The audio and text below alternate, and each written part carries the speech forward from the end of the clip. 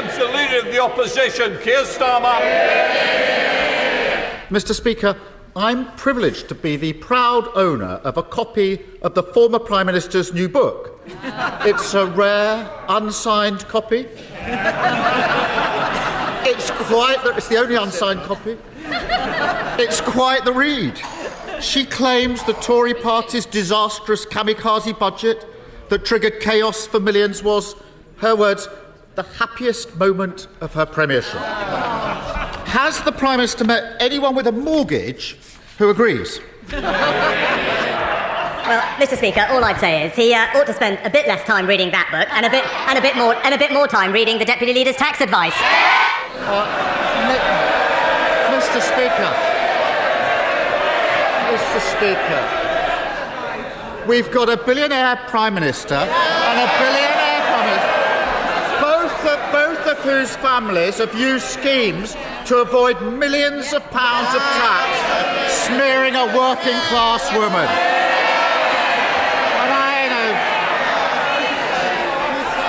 And the Prime Minister, the former Prime Minister, has a long list of people to blame for the economic misery. They don't want to hear it. They made her Prime Minister, and millions of people are paying the price. She's got a long list of people to blame. She blames the Governor of the Bank of England, the Treasury, the Office for Budget Responsibility. The American President is blamed at one point. We even learned that the poor old lettuce was part of the deep state.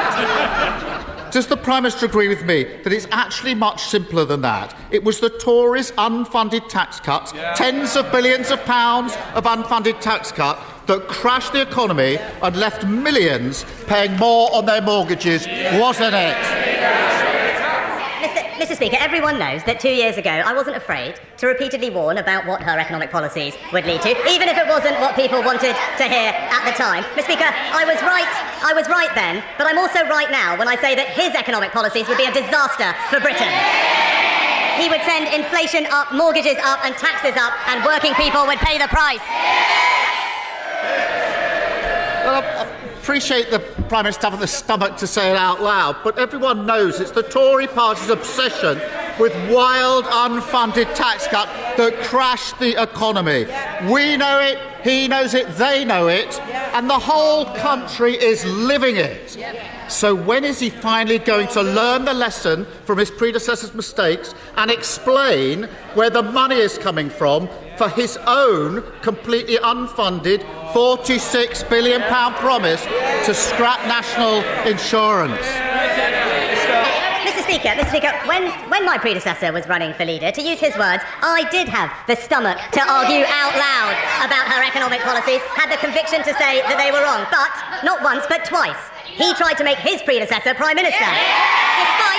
Despite him opposing NATO and Trident, ignoring anti-Semitism and siding with our enemies. It's clear what he did. He put his own interests ahead of Britain's.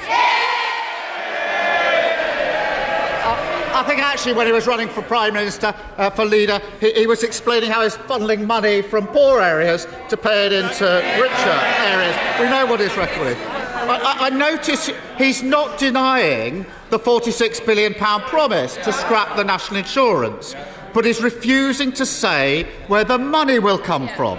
And we've been trying for months to get to the bottom of this. So now's his chance. No more spin, no more waffle, no more diversion. I know that'll be difficult. He can either, Mr. Speaker, this is the choice, he can either cut state pension or the NHS that national insurance funds, that's route one, or he can put up income tax. Which one is it? Prime Minister. Mr. Speaker, we've just cut taxes by £900 for a typical worker.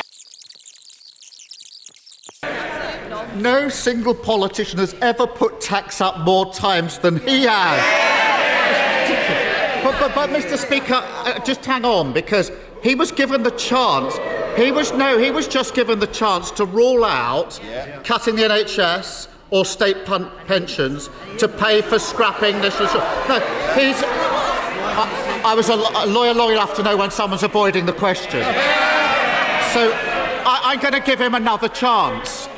Will he now rule out cuts the NHS, cuts the state pension, or putting up taxes to pay for his unfunded £46 billion promise to scrap national insurance? Which is it? Mr. Speaker, I make absolutely no apology about wanting to end the unfairness of the double taxation on work, Mr. Speaker.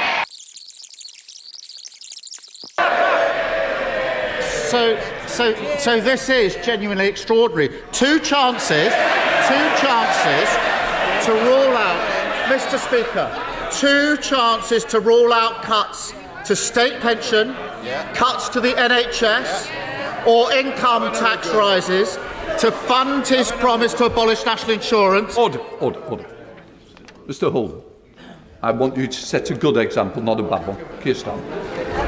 Mr. Speaker, this really matters. He's had two chances to rule out these cuts to NHS, cuts to tax or pensions or tax rise. This matters to millions of people watching who want to know what's going to happen to their NHS and pensions. It really does matter to millions of people who are watching. So I'll be really generous now and give him one last chance. Very simple, very clear. Is his £46 billion promise to abolish national insurance being paid for by cuts to the NHS, cuts to the state pension, or yet another Tory tax rise?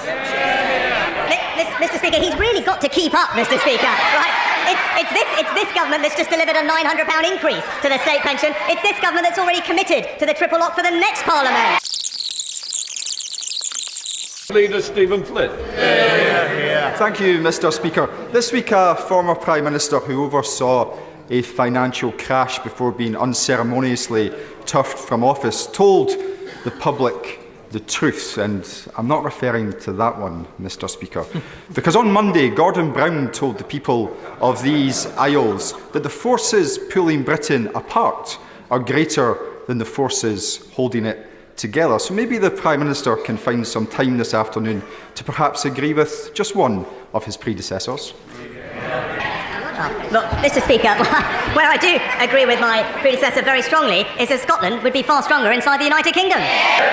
Stephen Flynn. Mr. Speaker, of course, where Gordon Brown was also correct was in stating that Scottish independence is not simply off the agenda. And indeed, those remarks were echoed just yesterday by the General Secretary of the Scottish Trade Union Congress, who stated that it remains an unresolved issue, Mr. Speaker, before going on to state, and I confirm, and they may laugh at her, but she said, that can be a very dangerous place to end up in when you are not allowing people to express their wishes in a democratic manner.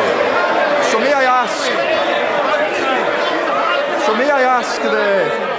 ask the Prime Minister, does he welcome the fulsome, wholehearted and warm support of the Labour Party in denying the people of Scotland that opportunity to have a say over their own future? Well, Mr. Speaker, we did have a democratic vote on that topic, but what I would suggest to the SNP is that rather than obsessing about independence and indeed wasting time cracking down on free speech and trying to lock up J.K. Rowling, he should focus on what the people of Scotland actually care about: schools, hospitals, jobs and our new tax cuts. Click here for a video on Lord Ashcroft hiding from questions on tax in a toilet.